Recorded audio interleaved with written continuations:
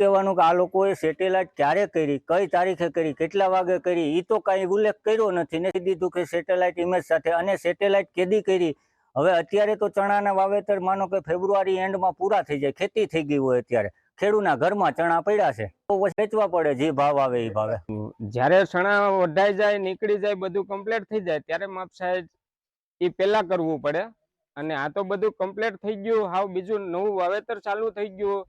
તે પછી મહિનો દી પછી લેટ કરીને સરકાર સેટેલાઇટ ઉપર માપ સાઈઝ કર્યું કે ભાઈ તમારે ચણાનું વાવેતર નથી કરેલું, એવું અમારે બધાને મેસેજ આવેલા કે અમને સેટેલાઇટ ઉપર એવું જોવા મળ્યું કે તમે વાવેતર નથી કરેલું.